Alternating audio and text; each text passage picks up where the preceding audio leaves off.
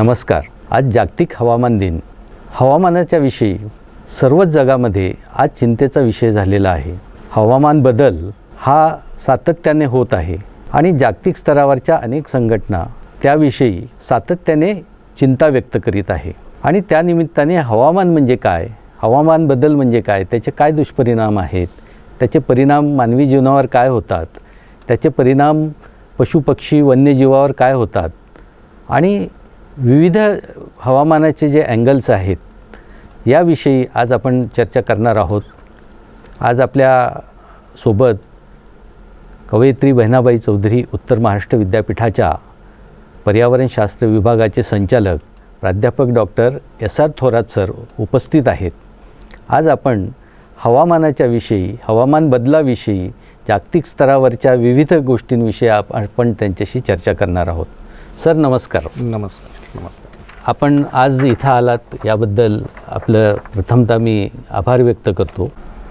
नमस्कार. प्रथमतः मी जनबंधू न्यूजचे आभार मानतो की त्यांनी असा एक ज्वलंत विषय जे की हवामान बदल संदर्भामध्ये चर्चा इथे घडून आणलेली आहे. हवामान बदल जो आहे तो नेमका काय आहे, हवामानाचे परिणाम काय आहेत, असे विविध विषय जे आहेत हे नेहमी चर्चिले जातात. जागतिक स्तरावर ग्लोबल वॉर्मिंग किंवा इतरही विषय नेहमी सातत्याने वेगवेगळ्या स्तरावर चर्चिले जातात. तर आज आपण जे आहे तर आपण जागतिक हवामान दिन जो आहे तो कसा साजरा करण्यास सुरुवात झाली, कधीपासून सुरुवात झाली आणि ही जागतिक हवामान दिन ही संकल्पना नेमकी काय आहे याबद्दल आज आपण आम्हाला सांगावं. आणि जसं सरांनी आता विचारलं की सुरुवात कशी याची झालेली आहे, जो आपण आता वर्ल्ड मेट्रोलॉजिकल डे किंवा त्याला आपण म्हणतो की जागतिक हवामान दिन, हा जागतिक हवामान दिन तसं बघायला गेलं तर हा फार जुनी गोष्ट आहे आणि जुनी संकल्पना आहे जी 1950 साली जागतिक हवामानशास्त्र संघटना यांनी ही स्थापन झाली आणि ही संस्था स्थापन होण्यास पुढाकार घेण्यास 31 देशांनी याला सहमती दर्शवली होती. आणि त्यामुळे बऱ्यापैकी जर तुम्ही बघितलं तर यानंतर जगातल्या सर्व देशामध्ये केल्या जाणाऱ्या व हवामानाच्या नोंदणी ज्या काही होत्या ह्या सगळ्या घेण्यासाठी हा संकल्पना पुढे आली. पण त्यानंतर असं लक्षात आलं की जसं जसं पॉप्युलेशन वाढतं आहे, जसं जसं लोकसंख्या वाढती आहे, त्या पद्धतीने लोकसंख्या जेव्हा वाढली आणि वाढत आहे त्या पद्धतीने आपल्या बेसिक नीड्स पण वाढलेल्या आहेत. आणि ह्या बेसिक नीड्स वाढल्यामुळे ह्या बऱ्याचसा परिणाम असा हा जागतिक हवामानवर झालेला आहे. आणि त्याच्यामुळे ही संकल्पना ज्यांनी मांडली 1950मध्ये त्यांचे खरंच कौतुक करावं लागेल की त्यांनी ह्या संदर्भामध्ये बऱ्यापैकी त्यावेळेस तो विचार केला, पण आज ती प्रत्यक्ष आपण अनुभवतो आहे. त्याच्यामुळे याची फारच गरज होती आणि याच्यामध्ये नैसर्गिक बदलांशी आणि त्याच्या प्रत्येक घटकांशी आपल्याला कसं सामोरं होता येईल किंवा त्याच्यावर कशी मात करता येईल, यासाठी काय उपाययोजना आपल्याला करता येईल त्याबद्दल आपल्याला थोडक्यात या दिनानिमित्त आपण जागरूक व्हावं असा त्याचा उद्देश आहे. सर आता आपण सांगितलं की दरवर्षी वेगवेगळ्या थीमवर जागतिक हवामान दिन साजरा केला जातो. तर यावर्षीची नेमकी थीम काय आहे? हां, तर हा एक मुद्दा महत्त्वाचा आहे की प्रत्येक वर्षी जशी आपण थीमवर कार्य करतो तसं ह्या वर्षीही ह्या संघटनेने आपल्याला एक ज्वलंत अशी थीम दिलेली आहे आणि ती थीम म्हणजे हवामान कारवाईच्या आघाडीवर. तर ही हवामान कारवाईच्या आघाडीवर म्हणजे की आता हवामानाच्या संदर्भामध्ये आपल्याला बोलणे किंवा त्या पद्धतीने कृती करणे हे आता थांबवलं पाहिजे, पण त्याच्यावर उपाययोजना काय आहेत हे बघितलं पाहिजे. ह्या थीमचा हा उद्देश आहे. जागतिक हवामान दिन जो आहे त्याच्याविषयी आपण बघितलं, तुम्ही ती कसा तो साजरा करायला सुरुवात झाली. जागतिक हवामानशास्त्र संघटना जी आहे तर त्यांनी ही त्यांच्या स्थापना दिन जो आहे 23 मार्च 1950मध्ये त्या संघटनेची स्थापना झाली. आणि तिथून त्या स्थापना दिनाची आठवण राहावी किंवा स्मरण व्हावं याच्यासाठी म्हणून हा जागतिक हवामान दिन साजरा झाला आणि दरवर्षी वेगवेगळ्या थीमवर हे काम केलं जातं असं आपण आता सांगितलं. सर पण हवामान बदल म्हणजे नेमकं काय आहे? हा एक म्हणजे सर्वसामान्यांना पडलेला प्रश्न आहे. कारण याच्यामध्ये जर बघितलं तर तुम्हाला ग्लोबल वॉर्मिंग हा शब्द आपण नेहमीच ऐकतो आणि तो ग्लोबल वॉर्मिंग हा शब्द नेहमी ऐकत असताना त्यामध्ये हवामान बदल हा त्याच्यामध्ये मराठी शब्द आहे की ज्याच्यामध्ये आपल्याला खऱ्या अर्थाने की काय ऋतूमध्ये होतं आणि ऋतू बदल म्हणजे काय ह्या संदर्भामध्ये त्या आपण गोष्टी कौतूहलाने ऐकतो. पण आज तुम्ही जर आजची जर बघितलं तर हवामान बदल म्हटल्यानंतर एका सामान्य माणसाला जो प्रश्न पडतो तो प्रश्न तो अनुभवतो रोज. म्हणजेच काय की सकाळी एकदम थंडी पडते, दुपारी तो उन्हाळा जाणवतो त्याला आणि संध्याकाळी पुन्हा त्याला थंडी पडते. म्हणजे तिन्ही ऋतू जे काही आहेत वर्षानुवर्ष आपल्याला 6 महिन्यानंतर 4 महिन्यानंतर जे ऋतू आपल्याला पाहायला भेटतात ते एकाच दिवसामध्ये पाहायला भेटतात. हा त्याच्यामधला बदल खरा आहे प्रकाशाने आपल्याला जर म्हणता येईल. हवामान बदलाचे मानवी जीवनावर जे आहेत तर ते काय परिणाम होतात? हे हवामान बदलचा जर विचार केला तर बघा तुम्ही आपल्या सामान्य माणसाचा जर विचार केला तर बघा एकाला जर खोकला लागला तर सगळे खोकला लागलेलेच लोक पेशंट तुम्हाला एखाद्या दवाखान्यामध्ये दिसतात. त्याचं कारण असं आहे की तुमचं जर हवामान बदललं तर माणसाला सहन होत नाही. कुठलाही असू द्या तो ऋतू म्हटलं की आपण समजा जर ऋतू चेंज होत असेल तर माणसाच्या शरीरावर त्याचा गंभीराने परिणाम होतो. तसाच हा ग्लोबल वॉर्मिंग म्हणा किंवा मग आपण जे वायू प्रदूषण म्हणा याचाही परिणाम बऱ्यापैकी जाणवतो आणि प्रखराने तुम्हाला तो दिसून येतो. तो फक्त हॉस्पिटल्समध्ये की जिथे तुम्हाला पेशंट जास्त त्यावेळेस आपण एलर्जी म्हणतो वगैरे म्हणतो, पण खऱ्या अर्थाने त्याला ग्लोबल वॉर्मिंगचाच हा एक दुष्परिणाम असं घटक आहे असं मी मानतो. सर, हे मानवी जीवनावर ह्या हवामान बदलाचे अनेक परिणाम होतात. आपण त्यापैकी काही परिणाम आपण सांगितले. सर, जसं मानवी जीवनावर हे परिणाम होतात तर तसेच वन्य पशु आहेत किंवा इतर पशुपक्षी आहेत यांच्यावर सुद्धा ह्या हवामान बदलाचे परिणाम होतात का आणि ते नेमके काय आहेत? निश्चितच या फक्त याच्यामधून फक्त पॉप्युलेशन किंवा मग एक फक्त नुसतं माणूसच त्याच्यामध्ये नाही तर हे पर्यावरण म्हटल्यानंतर सर्वच घटक यामध्ये त्यामध्ये चपाट्यामध्ये येतात ह्या सगळ्या गोष्टीमध्ये. आणि दुसरी गोष्ट अशी की ह्या ज्या गोष्टी आहेत पर्यावरण जेव्हा असंतुल होतं तेव्हा याच्यामध्ये जे काही एअर वॉटर नॉईज आणि जे काही सजीव प्राणी आहेत कुठलाही असू देतो त्याच्यावर गंभीराने परिणाम होतो. आणि त्यामध्ये कसं आहे की बऱ्यापैकी जर बघितलं तर आजकाल स्पेसिस चेंज म्हणून एक शब्द आता येत आहे पुढे की हॉटस्पॉट्स ऑफ बायोडायव्हर्सिटी आम्ही विचार करतो, आम्ही शिकवतो बऱ्यापैकी. त्याच्यामध्ये मग आता कसं आहे की जर शहरामधले तुम्ही जर बघितलं तर प्राण्यांचं एक वागणं वेगळं असतं, गावामधल्या प्राण्यांचं वागणं एक वेगळं असतं. कारण त्यांना काय ते वातावरण त्या वातावरणानुसार त्यांचं बिहेवियर चेंजेस होतात. तसंच बिहेवियर चेंजेस आजकाल काहीचं ह्या वायुमंडलमध्ये जे काही घडामोडी होत आहे त्या संदर्भामध्ये होत आहे. म्हणून माणसाचंही वृत्ती आता आजकाल थोडीशी वेगळ्या प्रकारे झालेली आहे. याच्यामध्ये माणूसच चिडचिडपणा करायला लागलेला आहे. पशुपक्षी जर विचार केला तर तुम्हाला एक वेगळ्या बिहेवियरमधून ते जात आहेत. याच्यामध्ये बऱ्यापैकी पक्षी तज्ज्ञांनी सांगितलेलं आहे की जे काही बाहेरच्या देशातून इथे प्राणी येत होते पुन्हा जात होते, आजकाल तुम्हाला फार असं कमी प्राणी दिसतात की ते प्राणी बाहेरच्या ऑस्ट्रेलियातून इथं प्राणी आला आणि इथून पुन्हा वापस इंडियातून तो बाहेर गेला. तर अशा प्रकारे आता हे अवगमन जे आहे प्राण्यांचं पण पक्ष्यांचं पण हे कमी झालेलं आहे. कारण त्यांना हा प्रकारचं जे नेचर आहे किंवा जे वातावरण आहे हे सूट होत नाही आहे. जसं तुम्ही म्हणजे थोडक्यामध्ये बाहेर देशातनं जसं सायबेरियातनं काही पक्षी आपल्या भारतामध्ये एका विशिष्ट ऋतूमध्ये यायचे आणि नंतर ते परत जायचे, तर त्यावर सुद्धा परिणाम झालेलाच आहे. प्रश्नच नाही. सर, ह्या म्हणजे मानवी जीवनावर परिणाम होतात, पशु पक्षी जे आहेत प्राणी जे आहेत त्याच्यावरही परिणाम होतात, पण ह्या हवामान बदलाचे निसर्गावर काय परिणाम होतात? निसर्गाचा जर आपण विचार केला तर मी जसं सांगितलं तुम्हाला पहिले की आपला शेतकरी पहिले होरपळला जातो आहे. दुसरी गोष्ट निसर्ग जर विचार केला तर हा जो मोठा फॉरेस्टचा पट्टा जो आहे आपल्याकडे हा पट्टा फार मोठा आहे. आणि हा फॉरेस्टच्या पट्ट्यामध्ये जे एक डिफॉरेस्टेशन आहे, डिफॉरेस्टेशनमध्ये आपण त्याला म्हणतो जंगलतोड.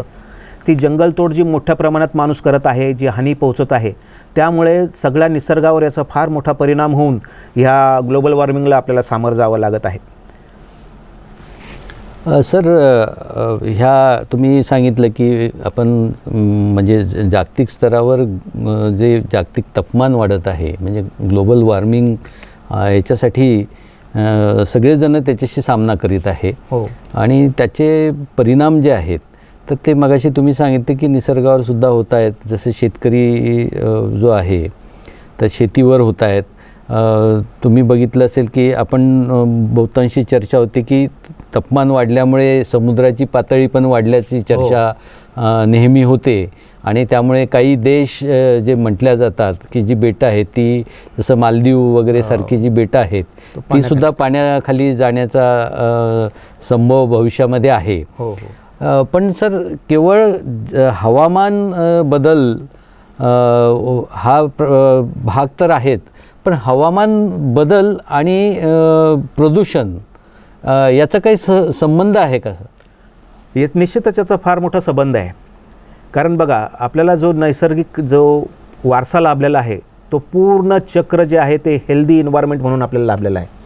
आणि पर्यावरण हा एक परिपूर्ण असं पर्यावरण आपल्याला दिलेलं आहे. पण त्यामध्ये जेव्हा तुम्ही काहीतरी असं डिस्टर्ब करता, तुम्हाला या संदर्भामध्ये एक उदाहरण देईल मी की समजा आपण जर एखाद्या सी शोरच्या बाजूला किंवा आपण एखाद्या समुद्राच्या किनाऱ्यावर जर उभा असेल आणि तिथे जर तुम्ही जर काही जरी वस्तू त्यामध्ये फेकली तर ती प्रखरपणे त्या लाटेबरोबर ती वापस येते. म्हणजे समुद्रही ते पोटामध्ये घाण घेत नाही आहे.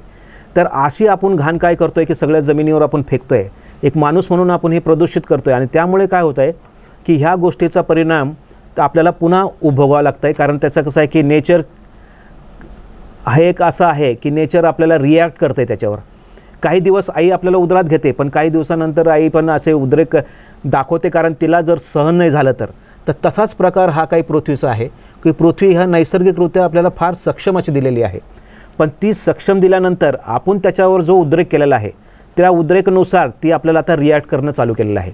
आणि म्हणूनच आपण ह्यावेळेस जी थीम होती की ती हवामान कारवाईच्या आघाडीवर, तर आघाडीवर आपल्याला याच्या हवामानची कारवाई ठेवायची कारण याचं हेच आहे की आता तुम्हाला ती वेळ आलेली आहे की ह्या सगळ्या गोष्टींना पुढे सामोरे जाण्याची आणि कृतीमध्ये आणण्याची. ते एक आहे.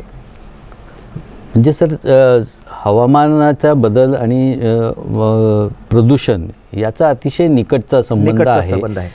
म्हणजे मग हवेमध्ये प्रदूषण होणे किंवा तुम्ही ध्वनी प्रदूषण असेल, मृदा किंवा जमिनीचं प्रदूषण असेल किंवा म्हणजे वायू प्रदूषण आपण म्हणतो, हे तर वेगवेगळ्या प्रकारचे प्रदूषणाचा संबंध जो आहे हा ह्या हवामान बदलाशी निश्चित जवळचा असा संबंध आहे.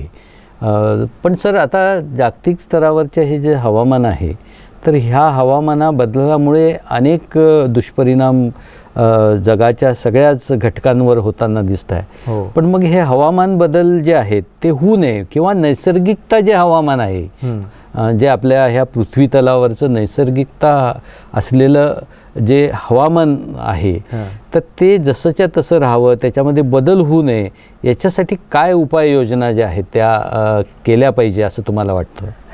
हा प्रश्न कसा बघायला गेला तर फार इंटरेस्टिंग आहे. कारण प्रॉब्लेम असा आहे की जसंचं तसं आत्ता होणार नाही आहे काहीच. आता घडामोडी ज्या चेंज झालेल्या आहेत ते चेंज झालेल्या आहेत. आता त्याच्यामध्ये कसं आहे की याच्यामध्ये दुसऱ्या टाईपच्या स्पेसिस तुमच्या येणार आहेत. कारण उदाहरण जर सांगितलं तुम्हाला तर पहिले लोकांना 100 वर्ष जगायचे. आता ते लोक जे 100 वर्ष जगत होते ते आज फक्त तुमचे 60 वर्षावर त्याचं आयु आलेलं आहे. तर हे जे 60 वर्षावरचं जे आयु आलेलं आहे ना, हा परिणामच फक्त हा जो आपण नैसर्गाला दिलेला जे यातना आहेत त्यामधून आपल्याला प्राप्त झालेला आहे. त्याच्यामुळे आत्ता आपल्याला त्याला रिस्टोर करता येईल. फक्त त्याला आपल्याला पुनर्स्थापित करण्याचा प्रयत्न करत बसलो तर आपल्याला ते पुनर्स्थापित होणे शक्य नाही. कारण पुनर्स्थापितची ही वेळ कधीच निघून गेलेली आहे. आणि आजच्या घडीला जर आपण जर बघितलं तर यामध्ये फक्त उपाययोजना म्हणून की जे नैसर्गाने आजपर्यंत दिलेलं आहे ते याच्या पुढे सांभाळून ठेवणे हेच आपल्याला महत्त्वाचं आहे. आणि हे जर आपण जर सांभाळून नाही ठेवलं तर पुढे चालून बघा तुम्ही की स्पेसिस पण चेंज होणार आहेत आणि माणसं पण वृत्ती चेंज होणार आहे. माणसांचे आज तुम्हाला जसं धड दिसतं आहे ते धड कदाचित पुढे चेंज पण होईल आणि काहीतरी वेगळं होईल. कारण आता मध्यंतरी आम्ही दुबईला जेव्हा गेलो तेव्हा त्यांनी 1932मधलं आम्हाला 2032मधलं आम्हाला ते सांगत होते की 2032मध्ये माणसं पण थोड्या प्रमाणात उडायला लागतील. म्हणजे ही जी आहे काळानुसार गरज आपण ज्याला म्हणतो, ही काळाची गरजनुसार आपल्याला त्याचं कृतीमध्ये यावं लागणार आहे. निसर्ग आपल्यासाठी चेंज होणार नाही आहे. तो भरभरून त्यांनी आपल्याला दिलं होतं, आपण त्याचा ऱ्हास केला आणि आता त्याच्याबद्दल त्याच्यानुसारच आपल्याला पुढे चालावं लागणार आहे. हा जी कंडिशन आहे आज ही फार मोठी आणि एकदम विचार करणारी वेळ आहे आपल्यासाठी आणि ज्वलंत असा विषय आहे. पण कोणीही त्याचा विचार करत नाही. जो तो आपल्या कामामध्ये व्यस्त आहे, जो तो आपलं ब्रेड अँड बटर बघण्याचा प्रयत्न करत आहे आणि पर्यावरणाकडे बघण्याचा दृष्टिकोन लोकांचा तितकासा फारसा गंभीर असा नाही आहे. आता आपण सांगितलं की धुळीचे दुष्परिणाम होतात किंवा इतरही सगळ्या आपण चर्चा आता आपण सविस्तर केलेली आहे. तर सर याच्यासाठी काय उपाययोजना केल्या पाहिजे? आता यामध्ये उपाययोजना जर आपण बघितलं तर प्रत्येक माणसाने आपली स्वतःची काळजी घेणं हा पहिला उपाय त्याच्यामध्ये आहे. त्यामध्ये असं आहे की पहिले जर बघायला गेलं तर तुम्ही बाहेर जात असताना बऱ्यापैकी धुळीमध्ये जर तुम्ही सामोरे जात असाल तर आपण करोनामध्ये मास्क वापरलेच आहेत, आपल्याला सवय आहेच ती. त्याच्यामुळे आता ते मास्क वापरणं अनिवार्य करावं लागणार आहे. पण काही असं पण लक्षात आलेलं आहे की मास्क जर जास्त वापरला तर ते तुम्हाला फुफ्फुसाला ऑक्सिजन जास्त जात नाही आणि त्यामुळे माणसावरही त्याचा परिणाम होतो. पण जर क्षणिक समजा 1 घंटा 15 मिनटं वगैरे तुम्ही असं जात असाल तर तुम्हाला तो मास्क वापरायला काही हरकत नाही. जर तुमचा तितकंच तुमची तीव्रता जे काही तुम्हाला आजार होणार आहे त्यामधून तुम्हाला वाचवणार आहे. दुसरी गोष्ट अशी की जे काही आपण सॉलिड वेस्ट मॅनेजमेंटच्या संदर्भामध्ये बोललो तर सॉलिड वेस्ट मॅनेजमेंट हे गव्हर्मेंट ऑफ इंडियाचा नॉर्म्सच आहेत की हे बंद बॉक्समध्ये किंवा बंद कंटेनरमध्येच याचा ट्रान्सपोर्टेशन झालं पाहिजे. पण जळगावमध्ये तशी परिस्थिती दिसत नाही आहे. जळगावमध्ये बऱ्यापैकी असं दिसतं की तुम्हाला उघड्यावरच घरचा घंटागाडी पण येते, ती उघड्यावरच ठेवते आणि तशीच ती निघून जाते आणि बऱ्यापैकी कुठेतरी म्हणजे तुमच्या रोडवर पण कुठेतरी कचरा पडलेला दिसतो आपल्याला. आणि त्यामध्ये एखादा समजा जर अनहायजेनिक असं जर काही असेल तर त्याच्या समोरून जाईल त्याचा परिणाम त्याला जाणवतोच. असे ते प्रकार आहेत. त्याच्यामध्ये आपल्याकडे बऱ्यापैकी गायी पण फिरतात आणि ते गायी फिरल्यानंतर हे आपण जे प्लास्टिक पडलेलं आहे रोडवर वगैरे जो पडलेला आहे हे सर्रास ते खाल्ल्या जातं आणि मग त्याच्यानंतर त्यांनाही त्याचा त्रास फार होतो. तर ह्या सगळ्या गोष्टी आपल्याला पाळणं फार गरजेचं आहे. आपली स्वतःची काळजी घेणं महत्त्वाचं आहे. आणि आपल्याला जे काही आपण जे इन्सिनरेशन जे प्रकार आपला आहे, इन्सिनरेशन म्हणजे जो काही आपण जर समजा जास्तच कचरा झाला तर एखाद्याची मेंटॅलिटी अशी असते की त्यांनी तो कचरा जाळून टाकतात. तर ती जाळून टाकल्यानंतर त्याला वाटतं की इथला कचरा संपला. पण प्रॉब्लेम असा आहे की तो जो कचरा संपलेला नाही आहे त्यांनी काय केलं आहे, तो सगळा धुराच्या वाटे तो सगळा ॲटमॉस्फिअरमध्ये सोडलेला आहे, पर्यावरणामध्ये ते गेलेला आहे. आणि मग त्याचा परिणाम जसं विंड रोज म्हणजे जसा हवा ज्या दिशेने वाहते त्या दिशेने तो त्याला वाहून नेतो आणि दुसऱ्या ठिकाणी त्याचा परिणाम आपल्याला जाणवतो. जसं की एखाद्या खेड्यागावामध्ये पोल्युशन होत नसेल सपोज, पण तिथे जाऊन त्याचा तो प्रादुर्भाव आपल्याला दिसायला लागतो. तर अशा पद्धतीने ह्या सगळ्या गोष्टी आपल्याला प्रखरपणे आपल्याला स्वतःची काळजी घेऊन पाळावं लागतील, तेव्हाच आपण याच्यामधून बाहेर पडू.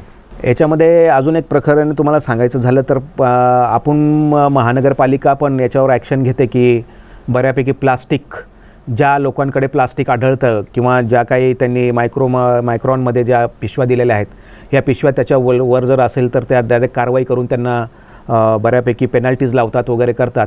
पण ह्या गोष्टी तर आहेतच, पण प्रश्न असा आहे की जर ह्या ज्या गोष्टी जिथून निर्मिती होते ती निर्मितीवरच जर आपण बॅन आणला तर ह्या पुढच्या गोष्टी आपल्यापर्यंत येणारच नाही आणि आपल्याला कारवाई करण्याची गरज राहणार नाही. पण प्रॉब्लेम असा आहे की आपल्याकडे सर्रासली त्या इंडस्ट्रीमध्ये प्रोड्यूस होतात आणि ते इझिली अवेलेबल लोकांना होतात म्हणून लोक ते घेतात. आणि ते घेतल्यामुळे काय होतं की त्याला घेतल्यानंतर नुसतं घेऊन ठेवत नाहीत ते, तर त्याच्यानंतर त्याला कचऱ्यामध्ये टाकतात आणि कचरा तो पेटून देतात. आता ते पेटून दिल्यानंतर कचऱ्यामध्ये कसं आहे की हे पॉलिथिन जे आहे हे बऱ्यापैकी त्याचा तुम्ही जर एखाद्या प्लास्टिक जनरेट करणाऱ्या इंडस्ट्रीपासून गेलात, समजा गरवारेसारख्या कंपनीच्या जवळून जर गेलात, फार असा घाणेरडा त्याचा वास येतो आणि त्याच्यामधून फार तुमचा स्टमक कॅन्सर होण्याची त्याच्यापासून ते चान्सेस असतात. तसंच आपण काय करतो आहे, अनवॉन्टेडली आपण हा कचरा प्लास्टिक जाळून आपल्याला स्वतःलाच त्याला पाचारण करतो आहे ह्या सगळ्या आजारासाठी. अशा त्या गंभीर गोष्टी आहेत. तर ह्या सगळ्या लोकांनी ओला कचरा सुका कचरा हा वेगळा करून, प्लास्टिक हे वेगळं करून, सेग्रिगेट म्हणतो आपण त्याला, हे सेग्रिगेट करून, ह्या नॉर्म्स सगळ्या आहेत. पण प्रॉब्लेम असा आहे जनतेपर्यंत ह्या पोहोचलेल्या नाही आहेत आणि ज्या जनतेपर्यंत पोहोचल्या ते जनता ही सिरियसली घेत नाही आहे. त्याच्यासाठी मी पहिल्यांदाच असा उल्लेख केला की आपल्याला स्वतःला आपली काळजी घ्यावं लागेल आणि काय आपल्यासाठी चांगलं आहे ते करावं लागेल. की जळगाव जर विचार केला आपण तर जळगावमध्ये जास्तीत जास्त उष्णता आहे आणि तरीसुद्धा इथले मुलं आता जीन्स पॅन्ट घालतात. त्याचं कारण एक आहे की जीन्स पॅन्ट हे आपल्याला फिजिबलच नाही आहे. हे कुठं आहे की -डिग्री टेम्परेचरमध्ये जे लोक राहतात ह्या लोकांसाठी ही जीन्स पॅन्ट असली पाहिजे. पण इथं ती सर्रास आपल्या मुलं मुली सर्व घालतात आणि हे घातल्यामुळे काय होतं की तुमचे जे क्रोमोझोन्स आहेत, बॉडीमध्ये जे क्रोमोझोन्स आहेत हे मेल्या जातात. म्हणून आजकाल ते वंध्यत्वाच्या ज्या गोष्टी आहेत ह्या पण पुढं आलेल्या आहेत. जे नवविवाहित जोडपे आहेत त्यांनाही लेकरं लवकर होत नाहीत. त्याचं कारण पण हे जीन्स पॅन्ट आहेत. त्याच्यामुळे ह्या पण गोष्टी आपण पाळल्या पाहिजे की आपल्याला जगायचं आहे तर आपल्याला कुठल्या वातावरणामध्ये आपण राहतो आणि कुठल्या वातावरणाच्या निगडीत आपण काय पेहरावा पाहिजे आपला, ते पहिल्या जुने लोक आपल्याला फार सांगून गेलेले आहेत. आपण ॲडव्हान्समेंटच्या नावावर काहीतरी वेगळं करायला जातो आणि काहीतरी वेगळंच आपल्याकडून घडत आहे. सर, आज जागतिक हवामान दिनानिमित्ताने आपण खूप विषयांवर चर्चा केली. त्याचे दुष्परिणाम जे आहेत ते आपण सांगितलेले आहेत. त्याचे काय काय परिणाम होतात आणि एकंदरीत जागतिक स्तरावर, भारतीय स्तरावर आणि आपण लोकल स्तरावर किंवा स्थानिक स्तरावरही त्याचे काय परिणाम होतात याविषयी आज आपण आमच्या सगळ्या प्रेक्षकांना खूप चांगल्या प्रकारे माहिती दिली. यापुढेही जनजागृतीसाठी आपण जी सांगितलेलं आहे या सगळ्या गोष्टी ज्या आहेत यामुळे निश्चितपणे लोकांमध्ये एक जनजागृती होईल असा विश्वास आहे.